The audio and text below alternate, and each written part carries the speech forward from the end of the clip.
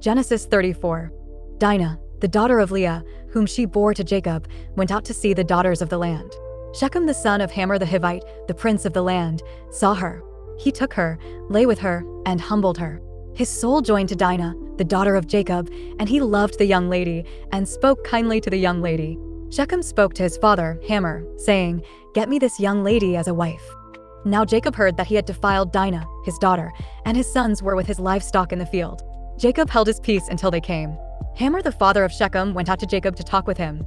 The sons of Jacob came in from the field when they heard it. The men were grieved, and they were very angry, because he had done folly in Israel in lying with Jacob's daughter, a thing that ought not to be done. Hamor talked with them, saying, "The soul of my son, Shechem, longs for your daughter. Please give her to him as a wife. Make marriages with us. Give your daughters to us, and take our daughters for yourselves. You shall dwell with us, and the land will be before you. Live and trade in it, and get possessions in it." Shechem said to her father and to her brothers, "Let me find favor in your eyes, and whatever you will tell me I will give. Ask me a great amount for a dowry, and I will give whatever you ask of me, but give me the young lady as a wife." The sons of Jacob answered Shechem and Hamor his father with deceit when they spoke, because he had defiled Dinah their sister, and said to them, "We can't do this thing, to give our sister to one who is uncircumcised, for that is a reproach to us. Only on this condition will we consent to you.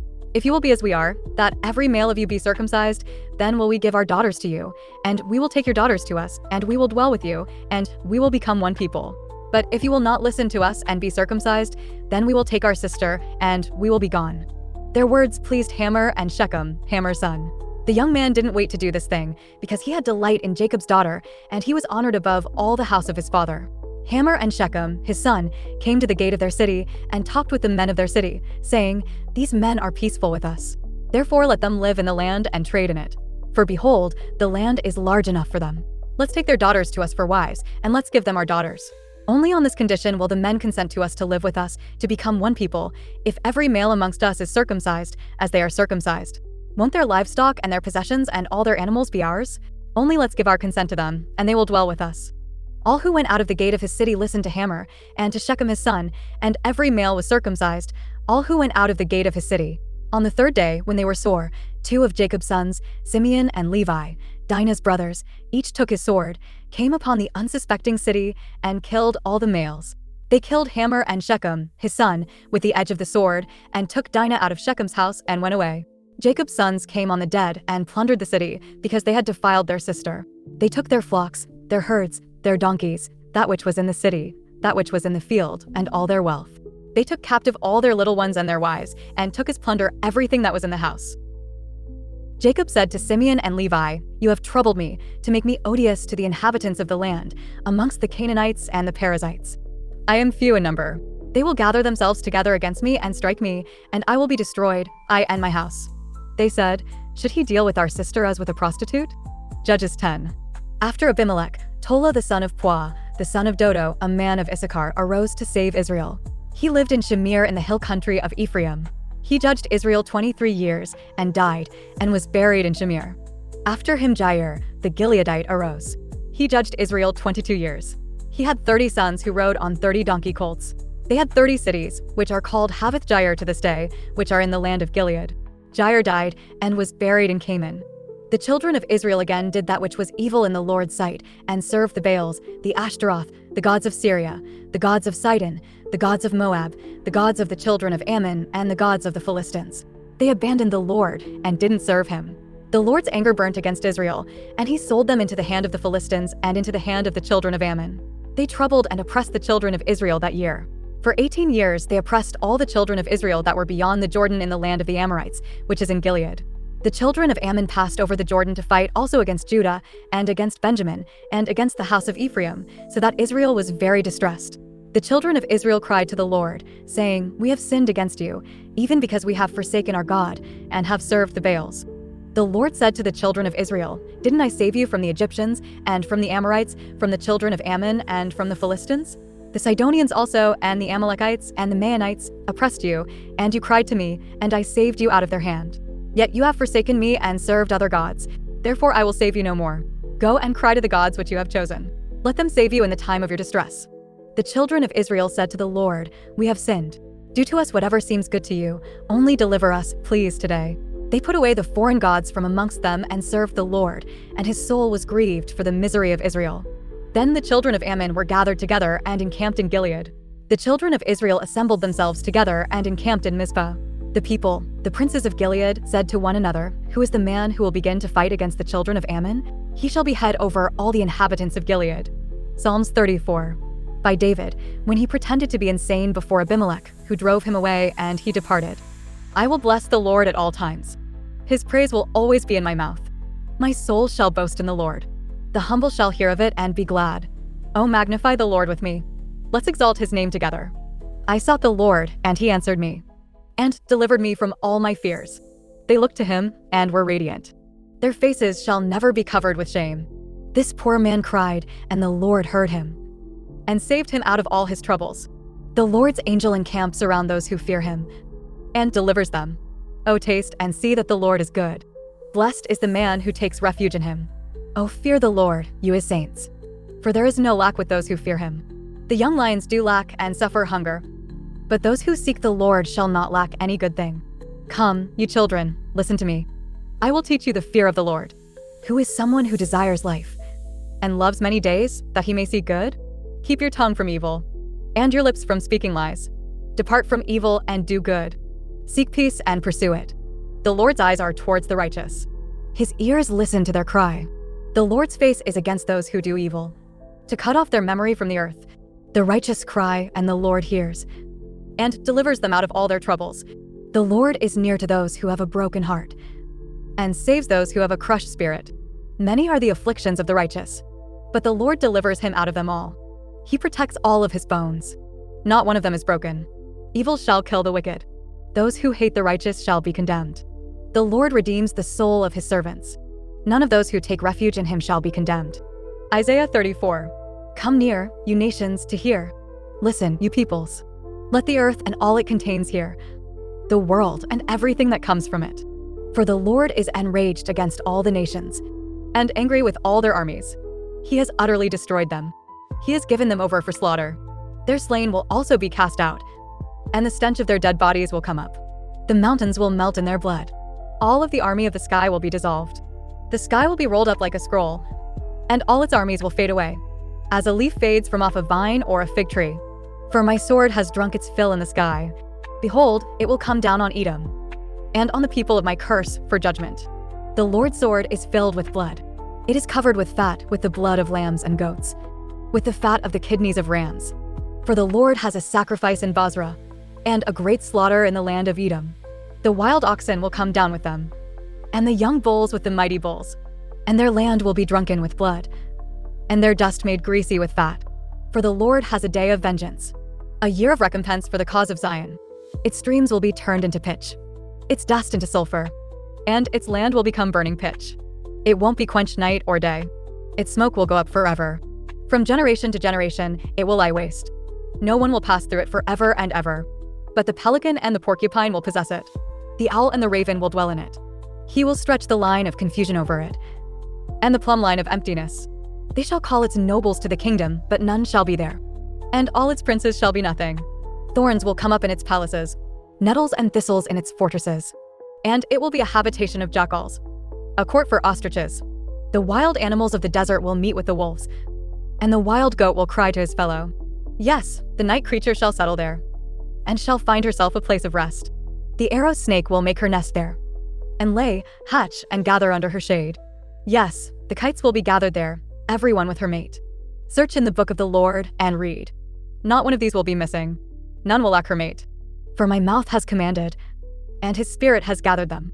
He has cast the lot for them, and his hand has divided it to them with a measuring line. They shall possess it forever. From generation to generation they will dwell in it. Mark 6. He went out from there. He came into his own country, and his disciples followed him. When the Sabbath had come, he began to teach in the synagogue, and many hearing him were astonished, saying, Where did this man get these things? And what is the wisdom that is given to this man, that such mighty works come about by his hands? Isn't this the carpenter, the son of Mary, and brother of James, Joses, Judah, and Simon? Aren't his sisters here with us? So they were offended at him. Jesus said to them, A prophet is not without honor, except in his own country, and amongst his own relatives, and in his own house. He could do no mighty work there, except that he laid his hands on a few sick people and healed them. He marveled because of their unbelief. He went around the villages teaching. He called to himself the 12 and began to send them out 2 by 2, and he gave them authority over the unclean spirits. He commanded them that they should take nothing for their journey, except a staff only, no bread, no wallet, no money in their purse, but to wear sandals and not put on 2 tunics. He said to them, "Wherever you enter into a house, stay there until you depart from there. Whoever will not receive you nor hear you, as you depart from there, shake off the dust that is under your feet for a testimony against them. Assuredly, I tell you, it will be more tolerable for Sodom and Gomorrah in the day of judgment than for that city." They went out and preached that people should repent. They cast out many demons and anointed many with oil who were sick and healed them. King Herod heard this, for his name had become known, and he said, "John the Baptizer has risen from the dead, and therefore these powers are at work in him." But others said, "He is Elijah." Others said, "He is a prophet, or like one of the prophets." But Herod, when he heard this, said, "This is John, whom I beheaded. He has risen from the dead." For Herod himself had sent out and arrested John, and bound him in prison for the sake of Herodias, his brother Philip's wife, for he had married her. For John said to Herod, "It is not lawful for you to have your brother's wife." Herodias set herself against him and desired to kill him, but she couldn't, for Herod feared John, knowing that he was a righteous and holy man, and kept him safe. When he heard him, he did many things, and he heard him gladly. Then a convenient day came, that Herod on his birthday made a supper for his nobles, the high officers, and the chief men of Galilee. When the daughter of Herodias herself came in and danced, she pleased Herod and those sitting with him. The king said to the young lady, "Ask me whatever you want, and I will give it to you." He swore to her, "Whatever you shall ask of me, I will give you, up to half of my kingdom." She went out and said to her mother, "What shall I ask?" She said, "The head of John the Baptizer." She came in immediately with haste to the king and asked, "I want you to give me right now the head of John the Baptizer on a platter." The king was exceedingly sorry, but for the sake of his oaths and of his dinner guests, he didn't wish to refuse her. Immediately the king sent out a soldier of his guard and commanded to bring John's head, and he went and beheaded him in the prison and brought his head on a platter and gave it to the young lady, and the young lady gave it to her mother. When his disciples heard this, they came and took up his corpse and laid it in a tomb. The apostles gathered themselves together to Jesus, and they told him all things, whatever they had done and whatever they had taught. He said to them, "You come apart into a deserted place and rest a while." For there were many coming and going, and they had no leisure so much as to eat. They went away in the boat to a deserted place by themselves. They saw them going, and many recognized him and ran there on foot from all the cities. They arrived before them and came together to him. Jesus came out, saw a great multitude, and he had compassion on them, because they were like sheep without a shepherd, and he began to teach them many things. When it was late in the day, his disciples came to him and said, "This place is deserted, and it is late in the day. Send them away, that they may go into the surrounding country and villages and buy themselves bread, for they have nothing to eat." But he answered them, "You give them something to eat." They asked him, "Shall we go and buy 200 denarii worth of bread and give them something to eat?" He said to them, "How many loaves do you have? Go see." When they knew, they said, 5 and 2 fish. He commanded them that everyone should sit down in groups on the green grass. They sat down in ranks, by hundreds and by 50s. He took the 5 loaves and the 2 fish, and looking up to heaven, he blessed and broke the loaves, and he gave to his disciples to set before them, and he divided the 2 fish amongst them all. They all ate and were filled. They took up 12 baskets full of broken pieces and also of the fish. Those who ate the loaves were 5,000 men. Immediately he made his disciples get into the boat and go ahead to the other side, to Bethsaida, while he himself sent the multitude away. After he had taken leave of them, he went up the mountain to pray. When evening had come, the boat was in the middle of the sea, and he was alone on the land.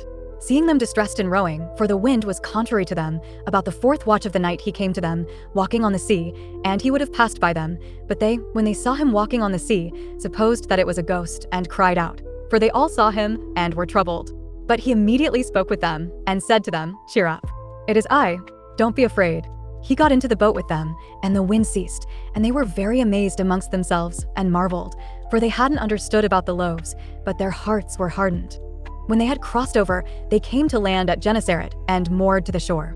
When they had come out of the boat, immediately the people recognized him, and ran around that whole region, and began to bring those who were sick on their mats to where they heard he was. Wherever he entered, into villages or into cities or into the country, they laid the sick in the marketplaces and begged him that they might just touch the fringe of his garment, and as many as touched him were made well. 1 Peter 4. Therefore, since Christ suffered for us in the flesh, arm yourselves also with the same mind. For he who has suffered in the flesh has ceased from sin, that you no longer should live the rest of your time in the flesh for the lusts of men, but for the will of God. For we have spent enough of our past time doing the desire of the Gentiles, and having walked in lewdness, lusts, drunken binges, orgies, carousings, and abominable idolatries. They think it is strange that you don't run with them into the same excessive riot, blaspheming. They will give account to him who is ready to judge the living and the dead. For to this end the good news was preached even to the dead, that they might be judged indeed as men in the flesh, but live as to God in the Spirit. But the end of all things is near. Therefore be of sound mind, self-controlled, and sober in prayer. And above all things be earnest in your love amongst yourselves, for love covers a multitude of sins. Be hospitable to one another without grumbling. As each has received a gift, employ it in serving one another, as good managers of the grace of God in its various forms. If anyone speaks, let it be as it were the very words of God. If anyone serves, let it be as of the strength which God supplies, that in all things God may be glorified through Jesus Christ, to whom belong the glory and the dominion forever and ever. Amen.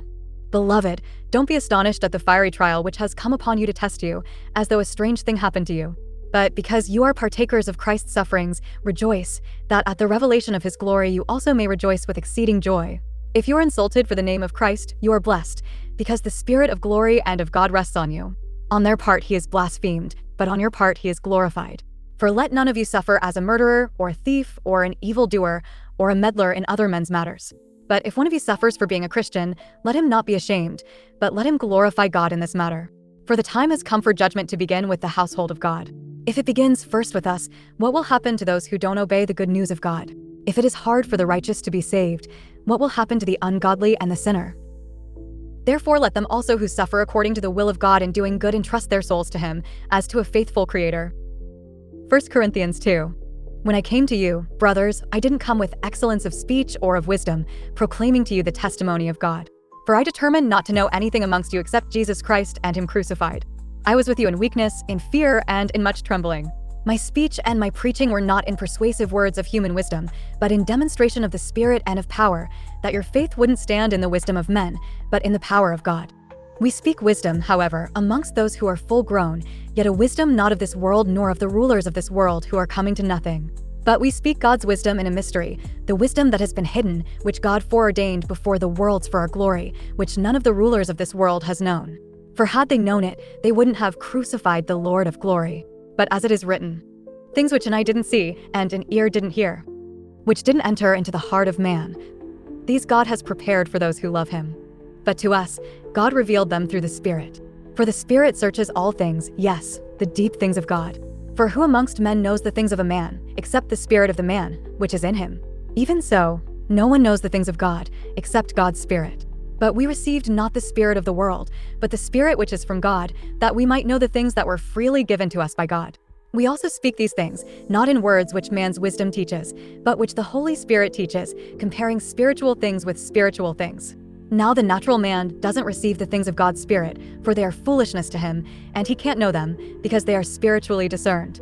But he who is spiritual discerns all things, and he himself is judged by no one. For who has known the mind of the Lord, that he should instruct him? But we have Christ's mind.